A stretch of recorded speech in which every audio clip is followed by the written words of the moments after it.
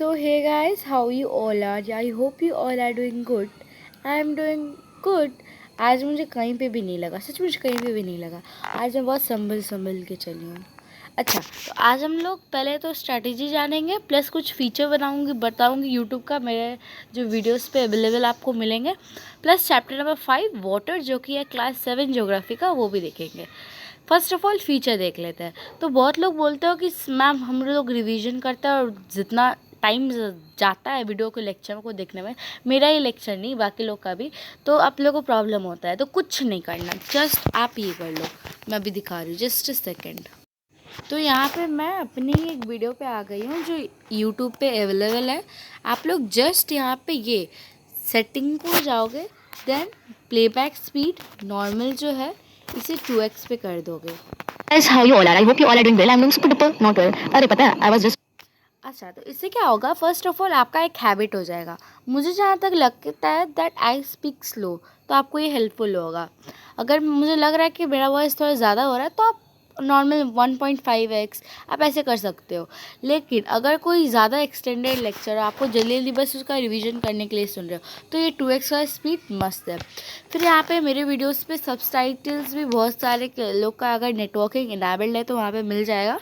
And quality का अगर बात करना है तो मेरा वीडियोस जो होता है छोटा ही होता है, तो अगर क्वालिटी का अगर थोड़ा सा भी प्रॉब्लम हो रहा है तो you can just go in setting. So video on है राइट, हाँ, you can just go in setting again this portion quality and this auto one. अगर आप ऑटो पे जाओगे तो जो मेरे साइड से प्रोवाइडेड हो रहा है, जो मेरे एंड से मैं क्वालिटी प्रोवाइड कर रही हूँ, बिकॉज मैं अपना A1 क्वालिटी आप लोगों को प्रोवाइड कर रही हूँ, तो you can go for auto.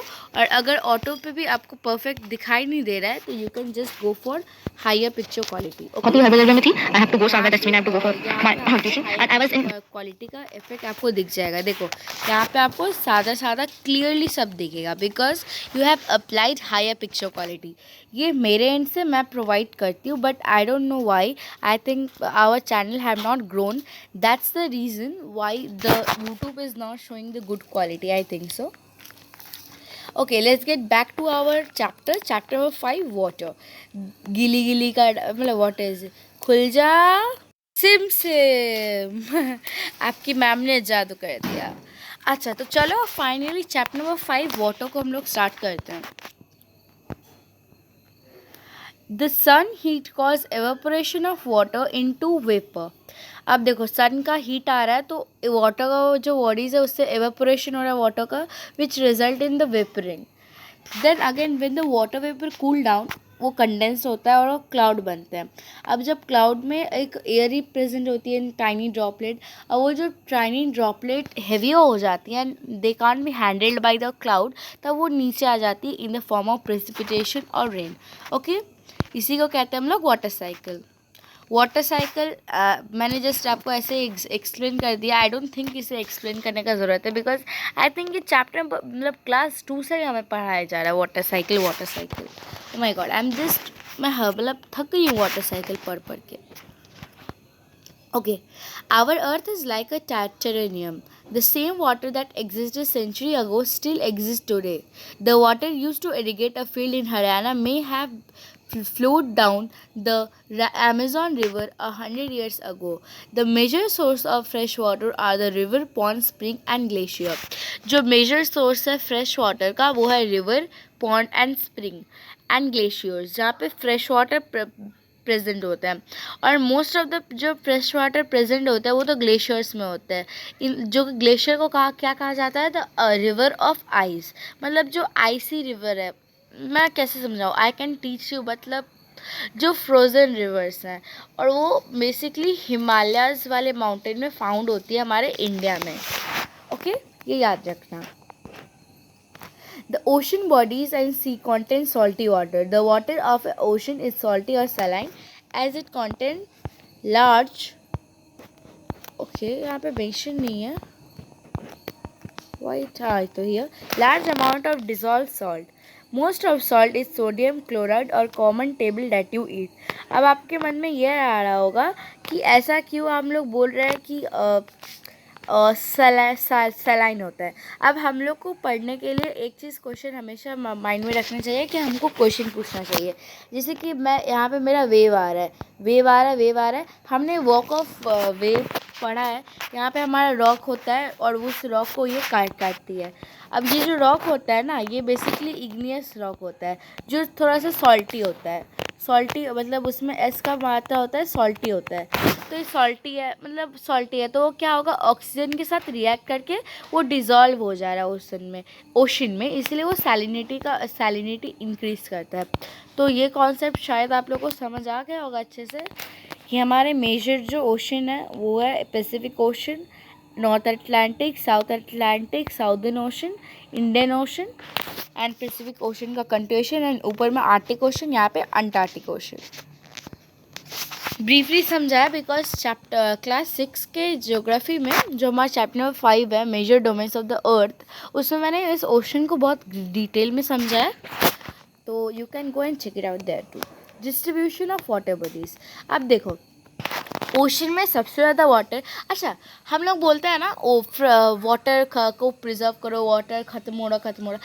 अभी मैंने पढ़ा एक टेरेनियम है अर्थ का कभी भी वाटर ख़त्म नहीं होगा, लेकिन ये जो कन्वर्ट कर रहे हैं ना वाटर, जैसे कि सैलिनिटी से मतलब फ्रेश वाटर से सैलिनिटी की ओर जा रहा है, ख़राब हो रहा है, फ्रेश वाटर का मात्रा जो है वो कम हो रहा है, उससे बचाना ज़रूरी है। देखो ओशन में 97.3 है सैलाइन वाटर है। अब आप लोग बोलोगे कि अब देखो सैलाइन वाटर को यूज़ करने का टेक्निक बहुत ही एक्सपेंसिव होता है, एंड वो कहीं कहीं जो कि बहुत ज़्यादा ड्रफ एरिया जो रिच है, जैसे कि यहाँ पे क्या बोलते हैं, कौन सा कंट्री है, हाँ अरब जो है, अरब वाले जो कंट्री है, they use the technique to change the ocean water into the fresh water, लेकिन वो बहुत एक्सपेंसिव है। तो एक बेटर ऑप्शन क्या है, to conserve the waters. Ice cap में 02.0 आइस कैप जो वाटर, देखो वो ग्लेशियर क्या बोला मैंने, frozen river, and ice cap क्या होता है, ये देखो, let me just show you the differences. ये है हमारा फ्रोजन, ये हमारा फ्रोजन है, ये हमको कहेंगे क्या, ग्लेशियर, एंड ये वाला पूरा आइस से भरे है, ये इसे कहेंगे आइस कैप। ये जो आइस कैप होता है ना, मेनली यहाँ पे प्रेजेंट होंगे, यहाँ पे रुको, ये हमारा माउंटेन, यहाँ पे हमारा आइस कैप होगा mainly most of the case में। ग्राउंड वाटर 0.68 है, जो कि और कम हो रहा है क्योंकि हम लोग जो ये होता है चापाकल होता है, जो हमारे वेल्स हम लोग करते हैं, बैरो वेल्स बनाते हैं, उस वाटर को भी हम लोग वेस्ट कर रहे हैं। और तो क्या हो रहा है, जो लेवल है हमारा वाटर टेबल मतलब जो वाटर प्रेजेंट है हमारे नीचे, वो भी डिक्रीज़ हो रहा है। और आप बोलोगे कि रेन की साइड तो चला जाता होगा। अब हम लोग रोड बना रहे हैं, इतना सारा कंस्ट्रक्शन कर रहे हैं, तो सॉइल तो उतना कुछ खास कहीं दिख नहीं रहा है, तो ग्राउंड वाटर में भी वाटर कम हो रहा है। फ्रेश वाटर लेक्स में 0.009% है, सॉल्ट लेक में इनलैंड सीजन सॉल्ट लेक्स में 0.009% है, देन एटमॉस्फेयर में 0.0019%, रिवर में 0.001%। तो सोचो हमको कितना कंजर्व करने का ज़रूरत है। इस टेबल को याद कर लेना, क्योंकि मोस्ट ऑफ द केस में टीचर्स इससे क्वेश्चन पूछ लेती हैं। ओके, हियर हमारा ये हो गया। ओके, ओशन सर्कुलेशन से मेरा मतलब है जो ओशन वाटर का मूवमेंट होता है, मेनली होता है वेव्स, टाइड्स एंड करंट के बारे में हम लोग करेंट्स के बारे में हम लोग एयर वाले चैप्टर में पढ़ चुके हैं, क्योंकि currents mainly high pressure belt, low pressure belt, मैंने कहा है आपके बारे में करंट कहाँ से क्या फ्लो होता है, फिर भी मैं एक बार एक्सप्लेन कर दूंगी। शायद करंट यहाँ पे मेंशन नहीं है, but I am gonna explain you that. Okay, waves, when the water on the surface ocean rises and fall alternately, they are called waves। मतलब आराम से जस्ट आ रहा है जा रहा है, और ये किसके इन्फ्लुएंस है, by the influence of wind, then it is called waves. Okay, लिख देते हैं। ओके, लिख देती हूँ मैं, ये कहते हैं हम लोग को वेव्स। है कितना सुंदर किया ना मैंने ड्राइंग। अच्छा, अब ये जो वेव है, अगर इन ये थोड़ा ज़्यादा बढ़ जाए तो उन्हें टाइडल वेव कहा जाता है, वो जो कि रिजल्ट करता है सुनामी में. That may be high as 15 metre. The largest tsunami ever measured was 150 metre high. These waves travel at speed at more than 700 km per hour. The tsunami of 2004 caused widespread damage in coastal area of India. The Indira Point in the Andaman and Nicobar Islands got submerged after this tsunami. ये tsunami आई थी एक India में, जो आप एक case study को पढ़ सकते हो. इस केस स्टडी से भी बहुत सारे क्वेश्चन आते हैं. टाइप्स. अब टाइड्स एक, अच्छा मैं बस आपको एक डेफिनेशन के बोल देती हूँ. The dramatic rise and fall of ocean water twice in a day is called tide. It is high tide when water cover much of shore by rising to its highest level. It is low tide when water fall to lowest level and recede more to shore. बस अब इस wait अब इस sorry at all. Just give me some second, I will fix it out. Okay, everything have been fixed up. Let me put it there. Okay, अब देखो यहाँ पे हमारे पास हमारा सन, सॉरी हमारा सन कुछ ज़्यादा ही छोटा हो गया. सन हमारा ये रहा. ओके, यहाँ पे आ गया मून, यहाँ पे आ गया हम लोग का उससे बड़ा अर्थ. अगर आप इस सिचुएशन को रिवर्स भी कर लो, मतलब मून को आप यहाँ पे पुट कर दो, सन तो एक जगह पर रहेगा, अर्थ को यहाँ पे पुट कर दो, यहाँ पे पुट कर दो, ऐसा कुछ नहीं होगा, सेम ही रहेगा. देखो तो हम लोग क्या बोलते हैं कि मून का जो ग्रेविटेशनल पावर है बेसी सन का, लेकिन जो अर्थ पे टाइड आता है मेनली वो मून से आता है. क्यों? क्योंकि मून पास में है. सबको तो इतना बता देंगे कि मून का हाई होता है. क्यों होता है? मैं रीज़न बता रही हूँ, क्योंकि वो पास में होता है टू द अर्थ. अब ये क्या कर रहा है, ये दोनों मिल के वेट फॉर अ वाइल ये दोनों मिल के क्या कर रहे हैं, इसको वाटर को टान रहे हैं अपनी तरफ ग्रेविटेशनल पुल की वजह से. तो क्या रिजल्ट कर रहा है पता है? इसमें रिजल्ट कर रहा है ये रहा हमारा अर्थ, यहाँ पे हमारा ओशन का यहाँ पे वाटर जो है राइज हो रहा है, यहाँ पे इस वाले एरिया पे, यहाँ पे आ रहा है हाई टाइड. अब बोलोगे यहाँ पे मून है इसीलिए आ रहा है. अब यहाँ पे जब होगा ना तब यहाँ पे भी होगा. क्यों? क्योंकि यहाँ पे मैग्नेटिक फोर्स है, यहाँ पे एक्ट कर रहा है, इसीलिए. अगर यहाँ पे होगा तो यहाँ पे भी ज़रूर होगा, क्योंकि अब यहाँ पे मैग्नेटिक फोर्स है, अब एडप्ट कर रहा है. अब मतलब सिंपल क्लियर है. यहाँ पे हाई टाइड है, मतलब इस वाले एरिया पे तब लो टाइड होगा, फिर नीचे वाले एरिया पे लो टाइड होगा, क्योंकि सारा वाटर तो इधर आ जा रहा है इस वाले एरिया पे, यहाँ पे उतना वाटर हो नहीं रहा है. दैट इज़ द रीज़न यहाँ पे लो टाइड होगा. आई थिंक ये low tide and high tide वाला कॉन्सेप्ट समझ आ गया. जहाँ पे हाई टाइड होगा उसे स्प्रिंग टाइड कहते हैं, जहाँ पे लो टाइड होगा उसे निप टाइड कहते हैं.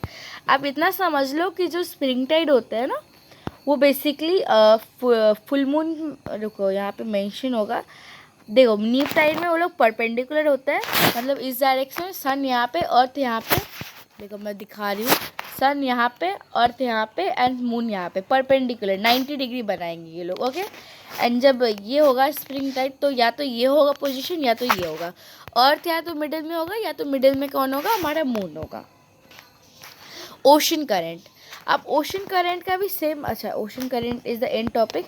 अब ओशन करेंट को हम लोग अच्छे से समझ लेते हैं. What is, it's so disturbing me, what is, wait for a while, let me just fix it and put it there. Wait for a while. So here ये देखो, ओशन करंट को अगर समझेंगे तो हमको एक अर्थ बनाना पड़ेगा. हम लोग ने अर्थ बना लिया, ये हमारा प्रेशर बेल्ट है. ये हमारा पोलर वाला, मेरा ड्राइंग परफेक्ट नहीं हो रहा है मुझे पता है, बट स्टिल मैनेज कर लो. ये हो गया हमारा ट्रॉपिक ऑफ, मतलब Arctic Circle, Tropic of Capricorn, हमारा इक्वेटर, देन यहाँ पे Tropic of Capricorn, Arctic Circle, यहाँ पे polar reason.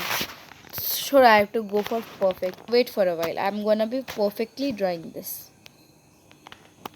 Wait. Okay. Here is my Earth. यहाँ पे मैंने अर्थ को ड्रॉ किया है.